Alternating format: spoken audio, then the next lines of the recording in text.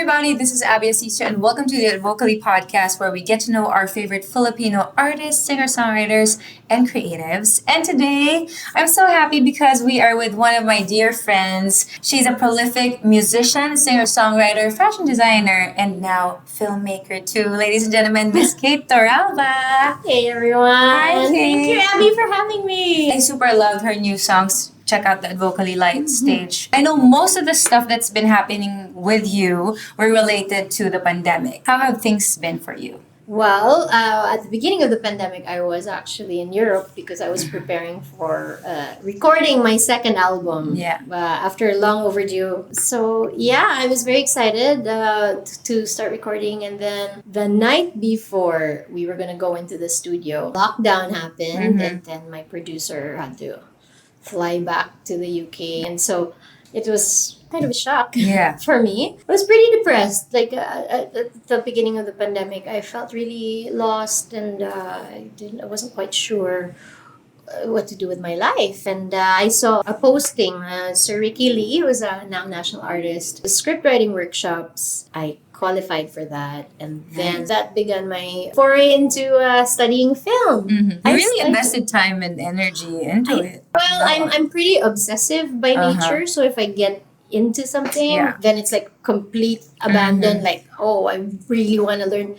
I got a scholarship sa Mowell Fund for film directing with Jose Javier Reyes. Okay, yeah. I got into another weekly workshop for Cinemalaya. And then I got into the Cinemalaya Film Lab.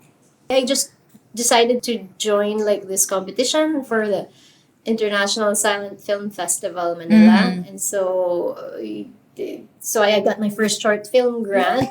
Yes, me and a friend of mine, Jopay Sanchez, we collaborated and we did this. I'm also trying to process, and it's very admirable because you were saying how the pandemic has made you become still from everything else that you've been doing. But I guess that's really just how you're wired. A part of you just always wants to keep growing and doing things. I have a very restless mind, so I like to be doing a lot of things, and I also like helping people. So I set up an initiative, a transcontinental initiative called Pandemic Pop-Up, in which we created a community of artists around the world. We would do like virtual vernissages or exhibitions on the platform and help our artist friends sell their work. Okay. And we would do IG live interviews, have conversations amongst artists. It's good that you guys came together because I could imagine it's not just you, or like I had my own share of ups and downs, especially during the start of the pandemic. People were not prepared. Everyone was just trying to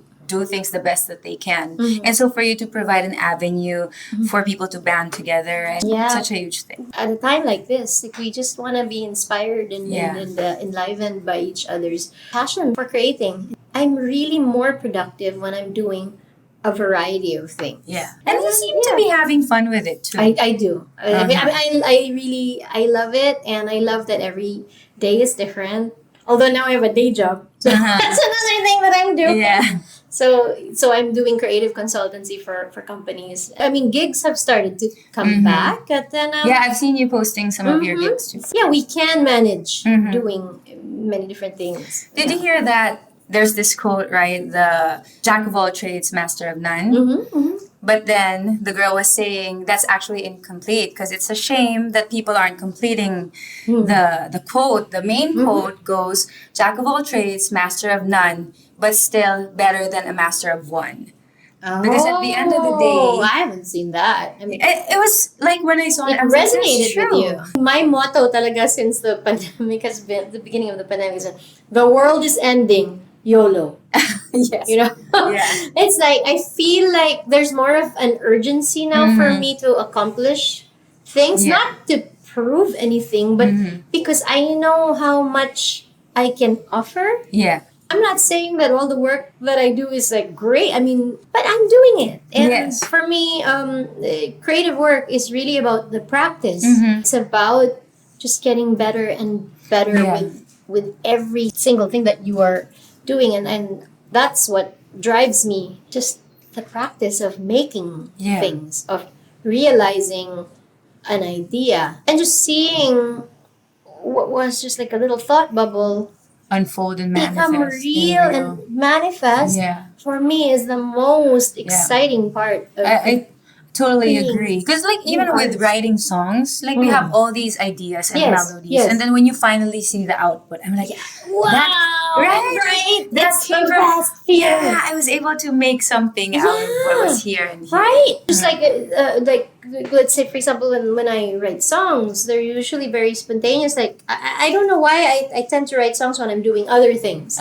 When I'm cooking or doing the laundry. Yeah. And then, maybe like a few years later or like months later, I'll just kind of randomly scroll at the hundreds of snippets on my iPhone and then think, oh, and then I try to play it on the piano and then it just takes shape. And for me, that's my high. And how everyone's input makes it all the better and elevates it into something else. I find that so magical. Yes. Just that all these like different energies and brains come together. I would be nothing without my collaborators. Nothing would happen. Since you brought up collaboration, you performed 2 new songs on the Advocally Light stage. Would you somehow say that the subjects of the songs are collaborators? I wouldn't call them collaborators, but maybe they're kind of the muses from which the feeling, the emotion. Yeah. I love the songs. Thank you. Not kidding. So I'm excited for all you guys to hear that.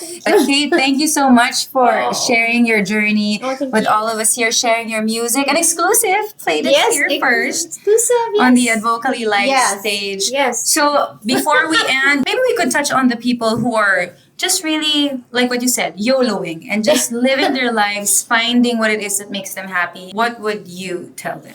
My mentor, Sir Ricky, told me that the first impulse is the truest. Even if it didn't make sense, or even if it led to a bad decision, the bad decision made me create some beautiful work.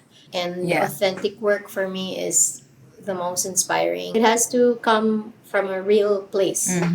It's not a rule, but I just, because I always act on impulse and instinct, then I will look back and never regret it because it was real. And how amazing it is that you gave it a shot rather than looking back and say, I should have done that. Let's see what's in store for Kate Torralba in the coming years. But Kate, we have something for you. Thank you. I love it. Thank you so much, Kate. Such a pleasure. Kate Torralba, ladies and gentlemen. Again, this has been the Advocally podcast with yours truly, Abby Asisio, brought to you by Novo Hair, Nature's answer to hair loss. Excited for the upcoming episodes. See you again next time.